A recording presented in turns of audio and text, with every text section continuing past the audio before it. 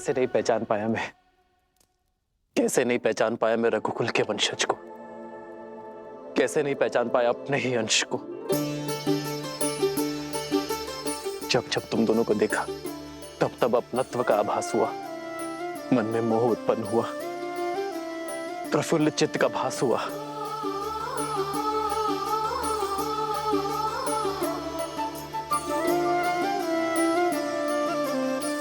इस लड्डू के स्वाद ने किसी अपने का स्मरण करवा दिया। ऐसे लगा जैसे मैं इनके स्वाद से परिचित हूं, किंतु मन का विचार मुख तक नहीं आ पाया। किंतु तुम दोनों तो सत्य जानते थे, फिर मुझे सत्य क्यों नहीं बताया? मैं अपने ही पुत्रों पर वार कर रहा था, राजधर्म निभाने के लिए पिता धर्म से विमुख हो रहा था। राज्य का भार संभालते संभालते मैं संतान सुख के सार से चूक रहा था। नहीं, जो स्वयं धर्म पर्याय हो वो अपने धर्म निभाने से कैसे चूक सकता है? और एक राजा का धर्म तो सबसे बड़ा होता है। उस समय उस घड़ी आप अयोध्या की रक्षा कर रहे थे और हम अज्ञानतावश उस सम्मान के मार्ग में बाधा बन रहे थे। आपके कर्म ने धर्म प्रधानता का अद्भुत उदाहरण स्थापित किया है पिताश्री, जिसे संसार युगों युगों तक स्मरण रखेगा, नहीं भूलेगा कि धर्म की रक्षा के लिए अपनों के विरुद्ध भी खड़ा होना पड़ता है।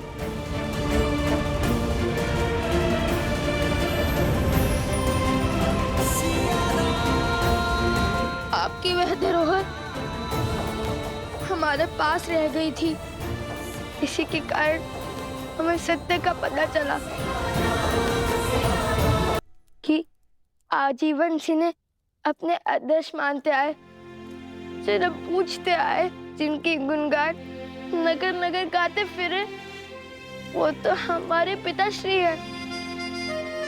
जिन विचारों के साथ, जिन संस्कारों के साथ तुम दोनों बड़े हुए हो, मुझे हर्ष से भर दिया तुम दोनों ने। मुझे मेरे पुत्रों पर गर्व है। प्रभु, मैं भी आपसे क्षमा चाहता हूँ। प्रभु, मुझे सत्य का ज्ञान था और मैं जानता था कि लवकुश आप ही के पुत्र हैं प्रभु।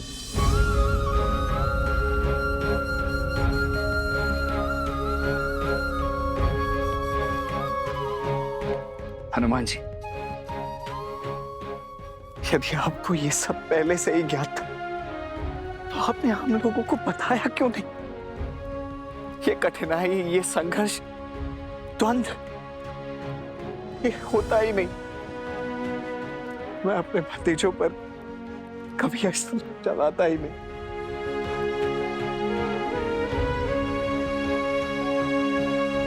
हनुमान जी, तो क्या आपके बंधन का कारण भी यही था? भरत भैया, मैं तो प्रभु श्री राम का सेवक हूँ।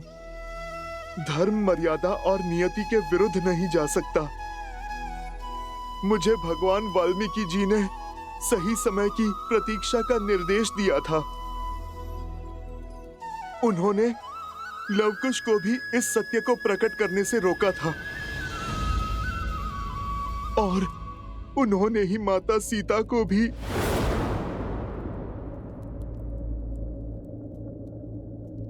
हनुमान, तुम सीता से मिले थे? हाँ प्रभु, मैं माता से मिला था। कैसी है वो? प्रभु अपने प्राणों से दूर होकर कैसी होंगी? बस माता दुविधाओं से बंधी अपना वचन निभा रही हैं। और अब देखिए, इतने संघर्षों के बाद आज सब सही हो गया। और प्रभु, राम राज्य की कल्पना सत्य हो गई। प्रभु, आप बस अब आज्ञा दे दीजिए कि हम माता को पुनः अपनी अयोध्या, अपने घर ला सके प्रभु। हाँ प्रभु, आज्ञा दीजिए, हम माता सीता से क्षमा मांगेंगे। हाँ प्रभु, माता सीता को बुलाइए। आदेश पिताजी, आज्ञा दीजिए ना। आज्ञा दे दीजिए ना भैया।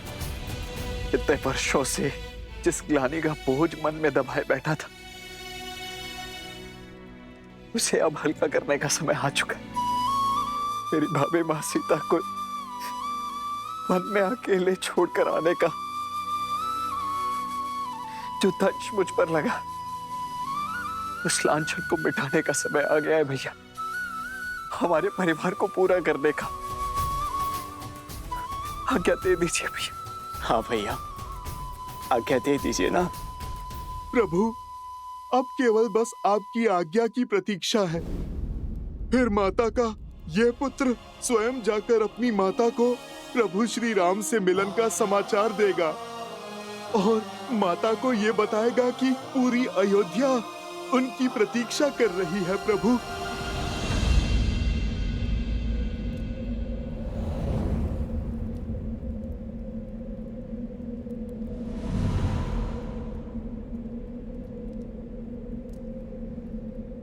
नहीं,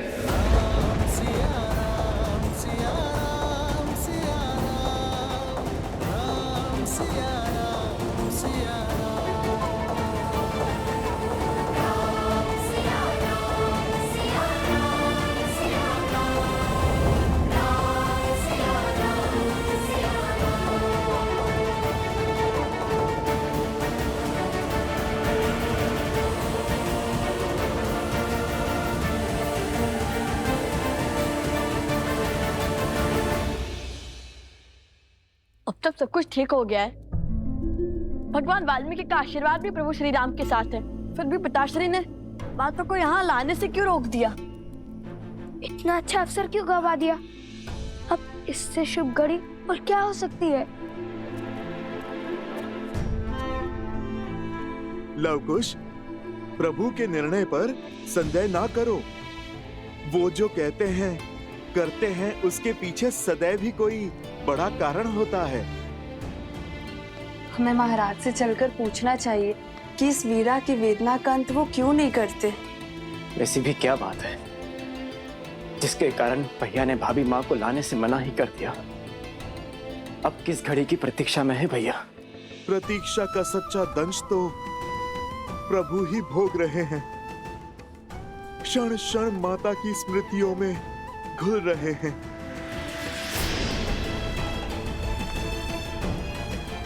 हमें भैया की इस प्रतीक्षा के पीछे के कारण को समझना होगा। न जाने कब हम अपने माता पिता को एक कर पाएंगे।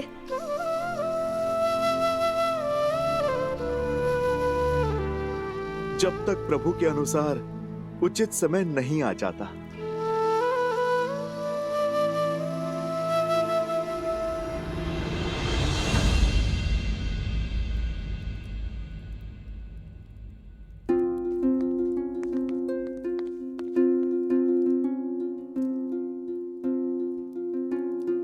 भैया, दरबार में हम महाराज के सम्मुख उपस्थित थे, नीति निभा रहे थे, इसीलिए चुप थे। किंतु अब तो हम अपने भैया के सामने खड़े हैं और आपसे पूछना चाहते हैं कि हमारी सीता भाभी घर क्यों नहीं लौट सकती भैया?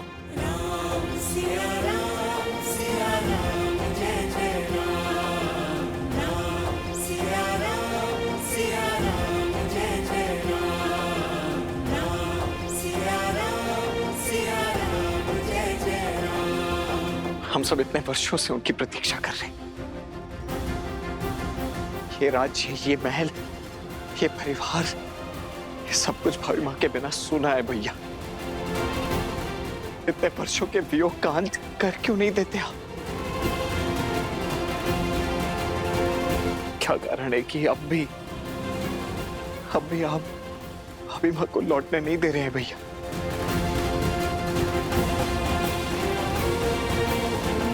मैं तुम सभी की भावनाओं का सम्मान करता हूं, सीता के प्रति तुम्हारे प्रेम का मान रखता हूं, किंतु मेरे कहने से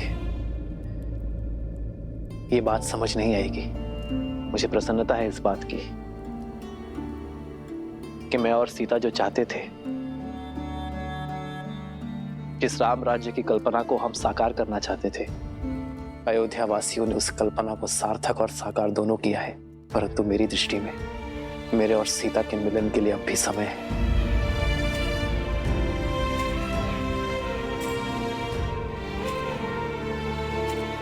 कदाचित सियाराम के भाग्य में तनिक प्रतीक्षा और लिखी है लक्ष्मण, और ये प्रतीक्षा अत्यंत आवश्यक है। किंतु जब भी उचित समय होगा तो तुम्हारे मन में जितने भी प्रश्न हैं उनके उत्तर तुम्हें मिल जाएंगे लक्ष्मण।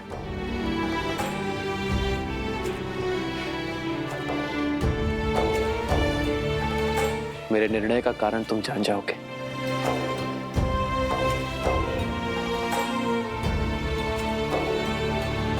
प्रभु,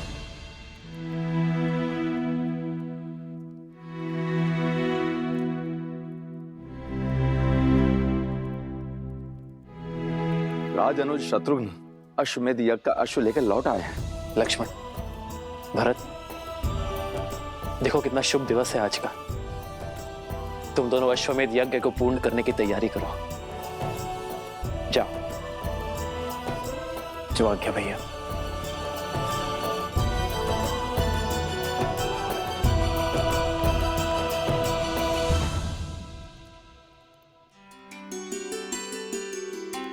प्रेम समर्पण करुणा ज्ञान से है भरा दो प्यारा नाम। जय सिया राम, जय जय सिया राम, जय सिया राम, जय जय सिया राम।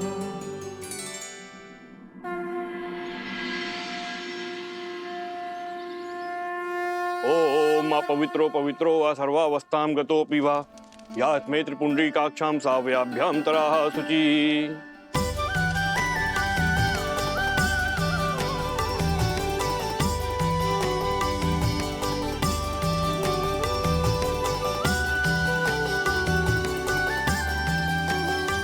सिया राम, सिया राम, सिया राम, सिया राम।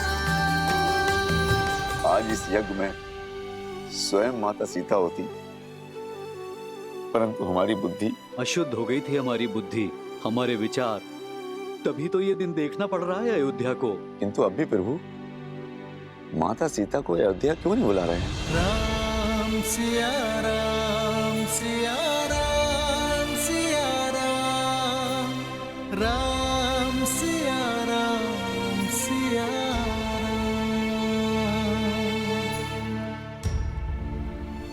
आर्य, मैं जानती हूँ आज आपके लिए, हमारी अयोध्या के लिए कितना शुभ है। आज अश्वमेध यज्ञ संपूर्ण होने को है। आज तो आपके साथ की थी, आपके पास बैठकर यज्ञ को संपूर्ण करने की थी। किंतु सियाराम कितने भी दूर हो, उनकी आत्मा सदा एक रहेगी। आपके पास नहीं हूं तो क्या हुआ, आपको स्मरण कर आहुति तो दे सकती हो ना। अरे महाराज राम, आपको ये अंतिम आहुति महारानी सीता के साथ देनी होगी।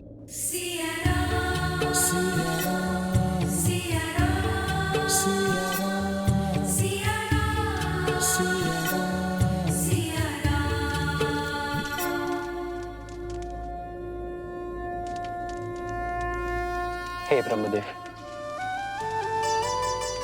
आज आपकी कृपा से सीता की इस मूरत ने मंत्रोच्चार किया है। अब अश्वमेध यज्ञ की इस अंतिम आहुति को भी फलीभूत कर दीजिए। हे ब्रह्मदेव, यदि मैंने सच्चे हृदय से अपने परिवार, अपने राज्य का भला चाहा है, तो आज अश्वमेध यज्ञ की पूर्ति में कोई बाधा ना आए। राम सीता, हमारी ये प्रतीक्षा अति आवश्यक है, क्योंकि अब भी कुछ शेष है। ये शांति, ये शुभता मन में संदेह उत्पन्न कर रही है सीते, कि कहीं कुछ अशुभ ना हो जाए। बस यही समझ लो सीता, कि अशुभता का हर दंश मिटाने के लिए हमें कुछ समय और प्रतीक्षा करना होगा। आज तुम साक्षात यहां उपस्थित नहीं हो सीते, पर मैं मानता कि तुम इस समय, इस क्षण यहां मेरे साथ हो और हम दोनों मिलकर इस अश्वमेध यज्ञ को पूर्ण कर रहे हैं।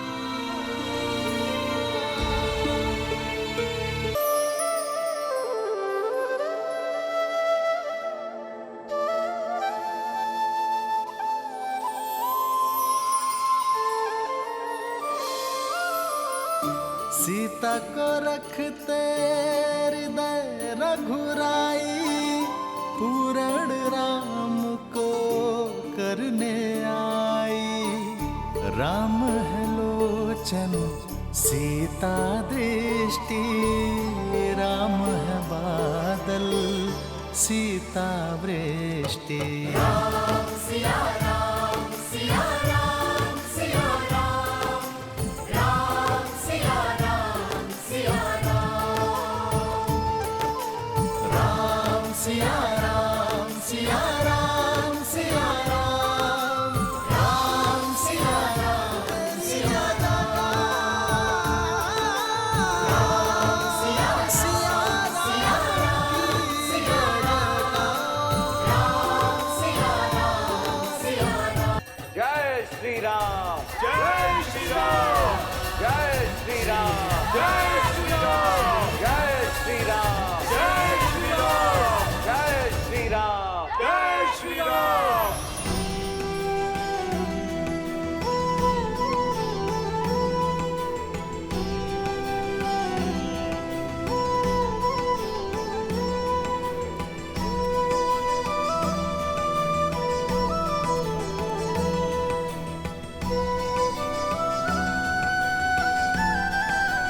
राम, सदा सुखी रहो। आयुष्मान भव।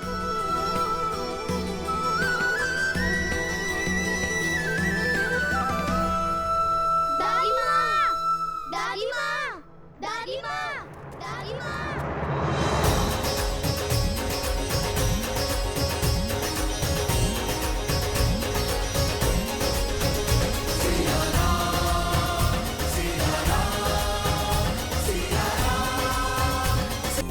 जो नदी के तट को मिलाते से तू जन्म मात पिता मिलन के हेतु, रामचंद्र सिया विरह घटाने प्रकटे लव कुश रूप सुहाने। सिया राम के पुत्र लवकुश का नमन स्वीकार करे दादी माँ।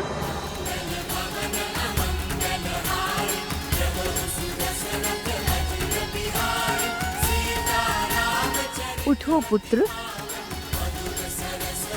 आयुष्मान भव।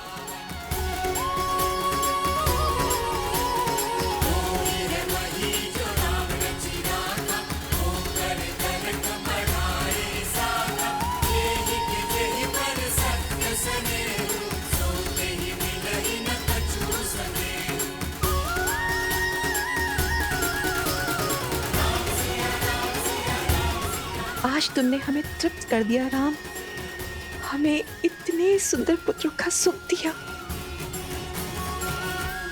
किंतु ये तृप्ति अधूरी है। मेरी सीता कहाँ है?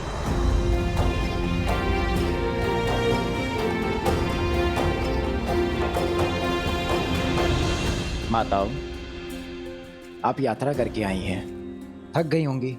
आइए ना, विश्राम कर लीजिए, बातें तो होती रहेंगी। किंतु सीता? निश्चिंत रहिए माता, मेरे दोनों भतीजे यहाँ पहुंच चुके हैं। शीघ्र ही मेरी भाभी माँ भी अवश्य लौटेंगी। मैं ही अपनी भाभी माँ को वन में अकेले छोड़कर आया था, इसीलिए मैं आपको विश्वास दिलाता हूं कि मैं ही उन्हें लौटा कर भी लाऊंगा। सिया राम,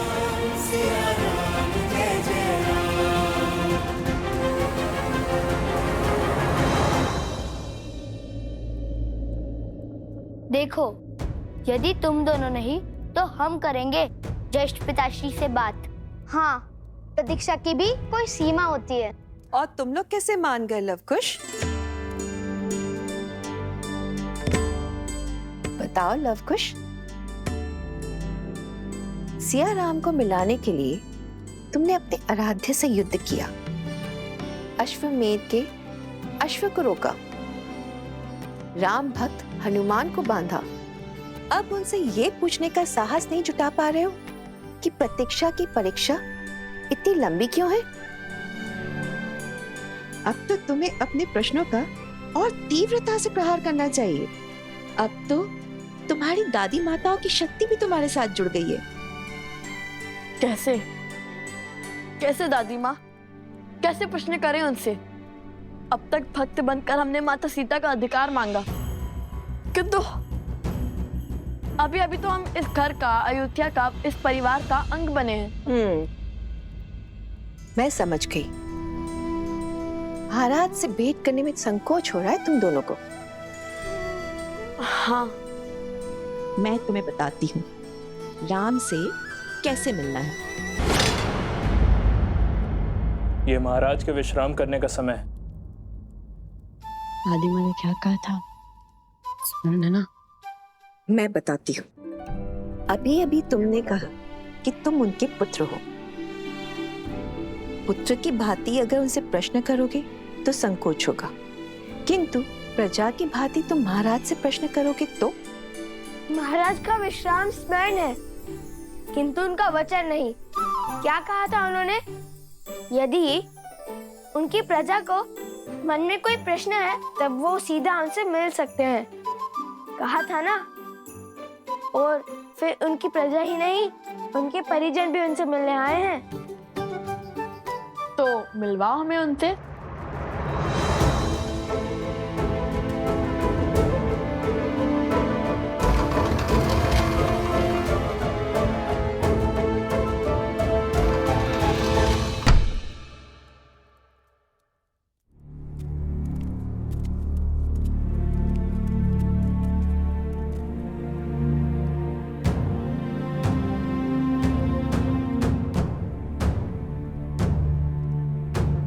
ज्येष्ठ पिताश्री, कहाँ गए ज्येष्ठ पिताश्री? सेवक, जी राजकुमार। आपने कहा था महाराज विश्राम कर रहे हैं, कहाँ गए वो? भैया,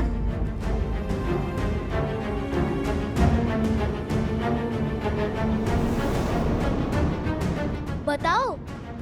जी वो बताते हो या मैं बुलाऊं लक्ष्मण काका श्री को? नहीं, उन्हें मत बुलाइए। उनका क्रोध तो इसी बात पर फूट पड़ेगा कि मना करने के बाद भी आप सबको भीतर कैसे आने दिया। मैं तो फंस जाऊंगा। इसी कारणवश तो मैं आप सबको भीतर आने से रोक रहा था। तो बताओ, कहाँ है श्री राम? वो नगर भ्रमण के लिए निकले हैं। रात्रि के इस पैर पिताश्री के राजसी वस्त्र और वल्कल वस्त्र भी यही हैं। योजना कुछ सुलझती हुई दिख रही है। ले लो, पुष्प ले लो, पुष्प ले लो, पुष्प ले लो, पुष्प ले लो।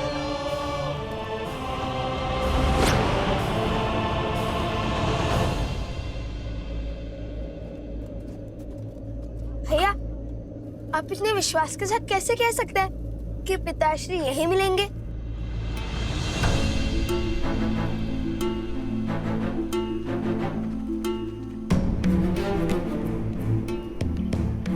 वो महाराज राम रात्रि के इसी समय 13 वर्ष पहले नगर भ्रमण के लिए निकले थे और उस समय माता सीता को अपना राज्य छोड़ना पड़ा था। परंतु वो है कहाँ? वहां उस दुकान के पास देखो, वहां।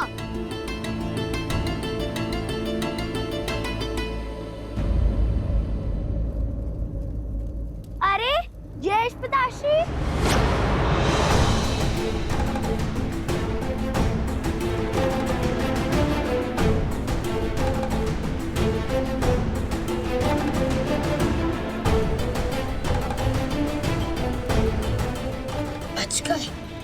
पुत्री धैर्य रखो, अभी हमें पिताश्री के इस नगर भ्रमण का उद्देश्य भी जानना है।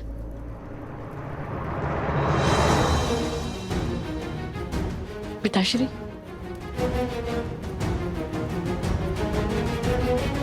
चलो उनका पीछा करते हैं।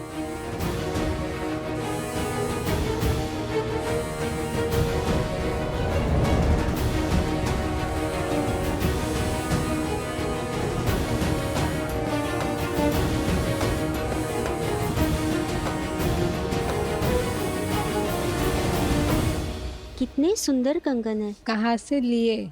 माता ने विवाह के समय दिए थे।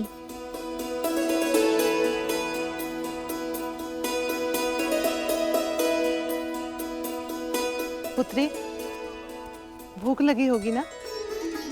जाओ, जाकर भोजन कर लो। हमें न जाने कितना समय लगेगा।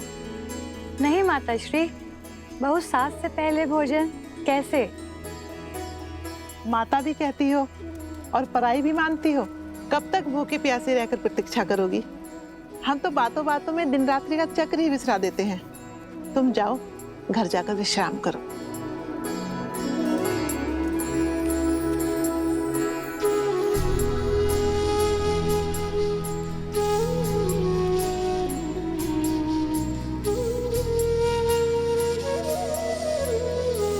धन्यवाद।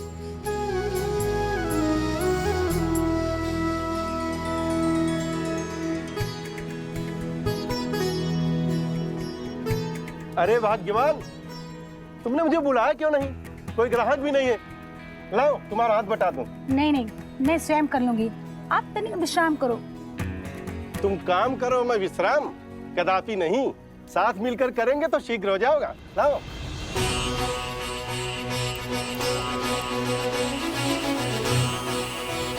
क्या हुआ बंधु, ऐसे क्या देख रहे हो? दूर देश से आए हो क्या? तभी तो अचंभित हो कि राम राज्य है। यहाँ स्त्री और पुरुष एक वाहन के दो पहिए हैं, दोनों में कोई भेद नहीं है। जय श्री राम। जय श्री राम। जय श्री राम।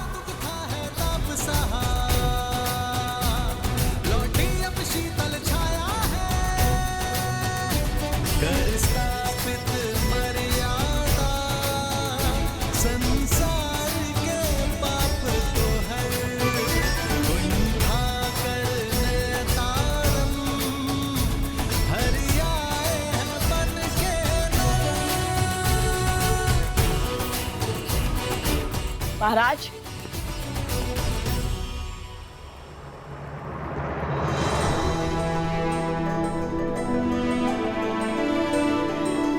अब हम समझे कि आप सत्य को अपनी आंखों से देखना चाहते थे, सत्य को अपने कानों से सुनना चाहते थे, सत्य को अपने मन से आभास करना चाहते थे, अयोध्या के वासियों के हृदय को टटोलना चाहते थे। उचित समझा तुमने पुत्र। कई बार व्यक्ति भावनाओं में पड़कर बड़े बड़े वचन तो दे देता है, बड़ी बड़ी बातें कर देता है, किंतु अपने दिए वचनों को निभा नहीं पाता। क्योंकि वचन निभाने की असली परीक्षा समय और भावनाओं के बीतने के बाद आरंभ होती है। तब देखा जाता है कि व्यक्ति अपने दिए वचनों को निभा पाता है या नहीं। और आज मुझे ये देखकर, ये जानकर, ये समझकर बहुत प्रसन्नता हो रही है कि रामराज्य की जिस परिकल्पना को मैंने और सीता ने साथ मिलकर देखा था, वो हर रूप से चरितार्थ हो रही है। तो क्या अब हम माता सीता को बुला सकते हैं क्या?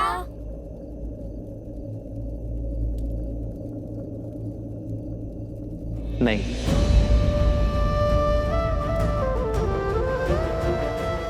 अब कौन सी परीक्षा रह गई? परीक्षा नहीं मेरे पुत्रों, एक संदेश शेष है। सीता के स्वागत के लिए पूरी अयोध्या तो सज है, किंतु संदेश सीता को उसके राम भेजेंगे। अब ये बताओ कैसे?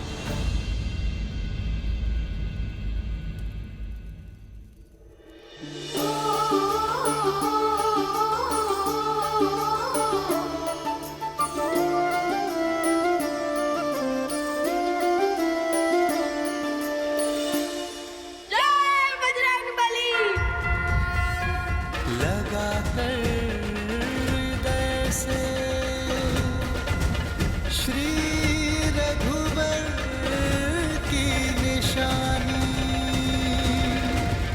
कैसे बताए महारानी सीता को कि उनके लिए श्री राम ने कोई संदेश नहीं।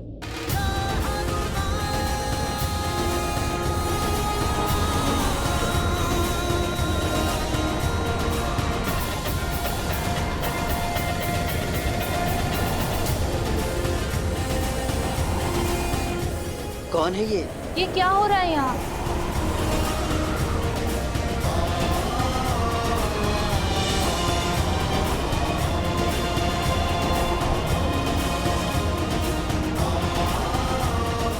ये कैसा शोर है?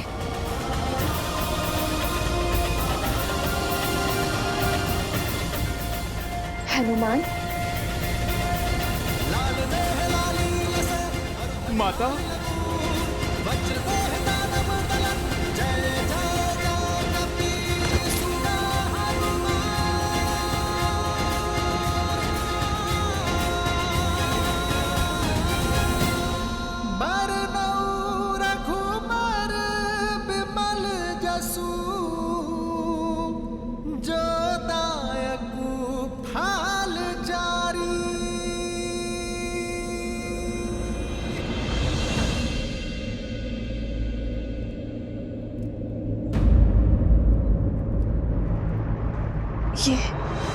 जन्म जन्म का है ये संगम, राम रतन सीता वैभव धन। एक है पौरुष एक समर्पण, एक है रूप तो दूजा। ये तो वही मुद्रिका है ना?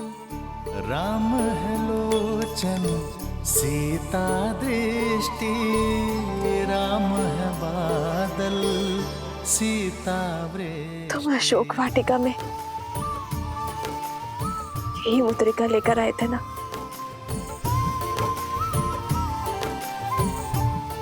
ये मुद्रिका नहीं, निराश सीता की आशा थी, निष्प्राण सीता के लिए श्वास का संचार थी, उनसे मिलन की आश थी।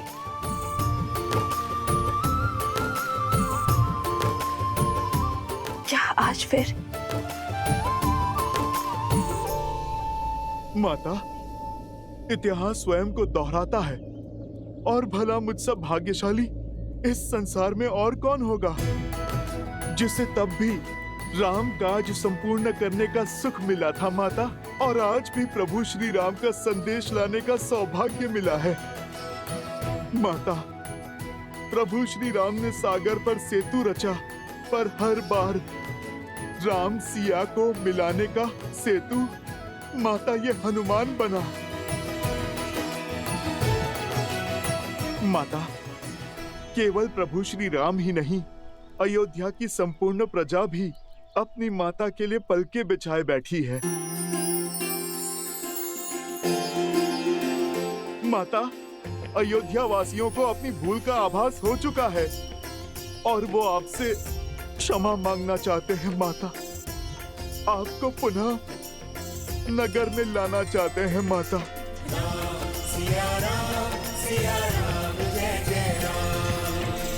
और हमारा प्राण,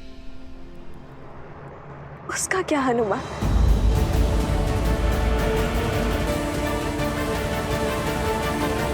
क्या श्री राम ने भावनाओं में बहकर ये निर्णय लिया है? नहीं माता, प्रभु ने तो समय लिया, जांचा परखा। राम राज्य का जो स्वप्न आपने और प्रभु ने मिलकर जो देखा था, वो अब पूर्ण हो रहा है माता, और जिसमें सबसे बड़े साधन तो स्वयं सियाराम पुत्र लवकुश बने हैं माता। लवकुश? हाँ माता, अयोध्या तो बदल चुकी है। वहाँ स्त्रियों और पुरुषों को समान अधिकार मिलता है माता, और परिवार एक साथ एक शक्ति बनकर रहता है माता। माता, आपकी परीक्षा सफल हुई। लोक अपवाद और असुरी सोच की शक्ति आपके और प्रभु के समर्पण के समक्ष हार गई है माता, और आप जीत गई माता। अशोक वाटिका की भांति आपको इस आश्रम में भी मैं यही संदेश देने आया हूँ। अब शीघ्र मेरे छोटे भाई लवकुश, लक्ष्मण भैया, भरत भैया और शत्रुघ्न भैया स्वयं आएंगे आपको अयोध्या ले जाने। माता, अभी आज्ञा दीजिए, अयोध्या जाकर आपके स्वागत की तैयारी जो करनी है। एक क्षण रुको हनुमान।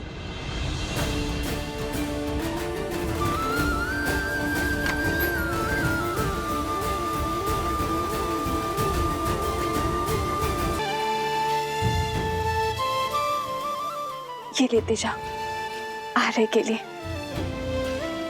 न जाने क्यों आज उनका प्रिय भोजन बनाने का मन किया। उन्हें ये खिला देना, भूलना मत।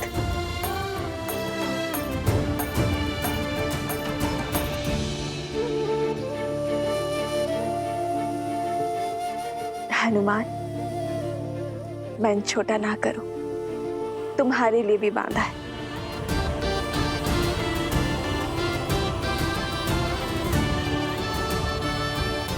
माता तो सब जानती हैं। आज वर्षों पश्चात इस हनुमान की भूख तृप्त होगी माता। बाहर नहीं आए, हमें शीघ्र ही भीतर जाकर देखना चाहिए। नहीं, महाराज का आदेश नहीं है। महाराज वो तुम्हारे होंगे, परंतु मेरे वो भाई हैं।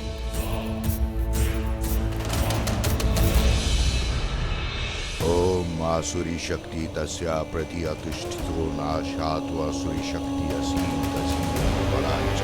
ओम आसुरी शक्ति तस्या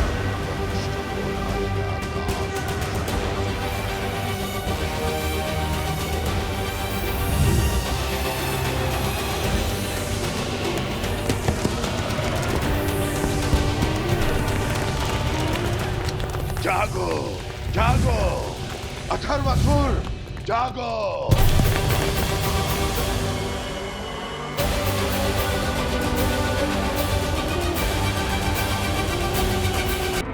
कुछ कीजिए भैया, राम और सीता का मिलन होने वाला है। हमारा हर प्रयास धूल में मिलने वाला है भैया। वो हनुमान सीता को संदेश दे आया भैया। इसी उचित समय की तो प्रतीक्षा थी मुझे, जब शत्रु को अपेक्षा सबसे कम हो, जब उसे लगे कि संकट टल गया है। प्रहार करने का सबसे उचित समय वही है।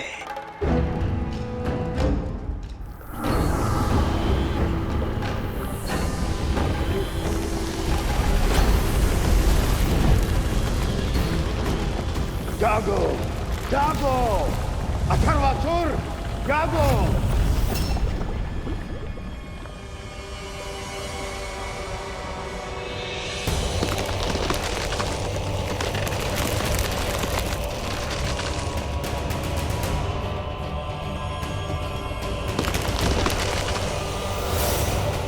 किसने मेरी निद्रा को भंग करने का दुस्साहस किया? मैंने जगाया है तुम्हें, तुम्हारे महाराज ने।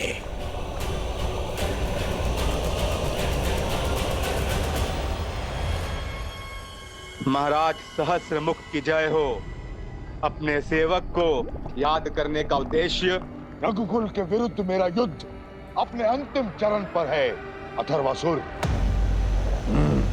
एक ओर है राम और दूसरी ओर है सीता। यदि भूल से ये दोनों मिल गए तो रामायण संपूर्ण हो जाएगी, और ऐसा मैं कभी नहीं होने दूंगा। समझ रहे हो ना अथर्वासुर? मेरा वध केवल एक स्त्री कर सकती है, जो कहीं ना कहीं सीता ही है। इसलिए मैं राम को चुनौती देने जाऊंगा, उस युद्ध के लिए जिसमें वो मुझे कभी नहीं हरा पाएगा। तो मुझे पुकारने का उद्देश्य क्या है? क्या करना होगा मुझे? तुम्हें उस ओर जाना है जिस ओर मैं नहीं जा सकूंगा। तुम्हें सीता को अयोध्या जाने से रोकना है। लव कुश और उनके साथ आने वालों का समर्थन तोड़ना है। तुम्हें जो अस्त्र ब्रह्मा से प्राप्त है उसके समक्ष कोई नहीं टिक सकता। अपने वरदान से मिले अस्त्र को अपनी ढाल बनाने का समय आ गया है अथर्वासुर।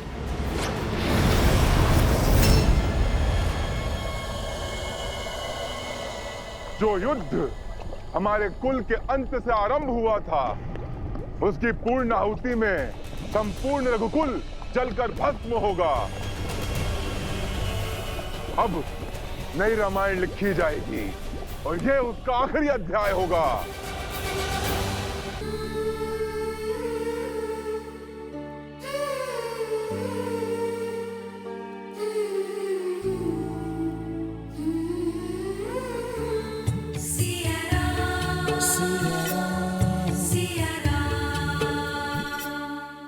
एक क्षण रुक जाइए प्रभु।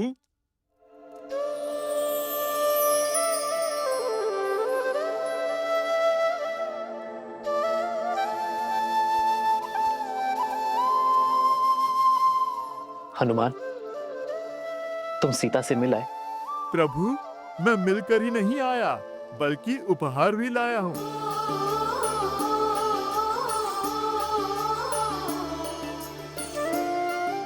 प्रभु, ये माता ने आपके लिए भेजा है।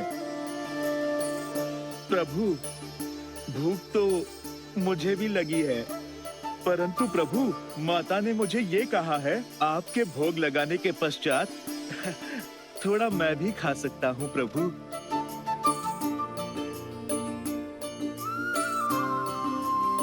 तुम मेरे लिए इस पोटली में केवल सीता के हाथ का बना भोजन नहीं, सीता का प्रेम, उसका समर्पण, उसका पूरा संसार सहज कर लाए हो।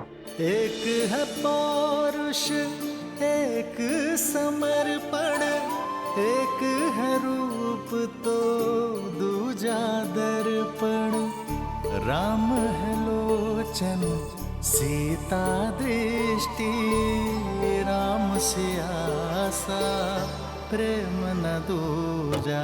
राम सिया राम, सिया राम, सिया राम, राम सिया राम, सिया राम, राम सिया राम, सिया राम, सिया राम, राम सिया राम, सिया राम।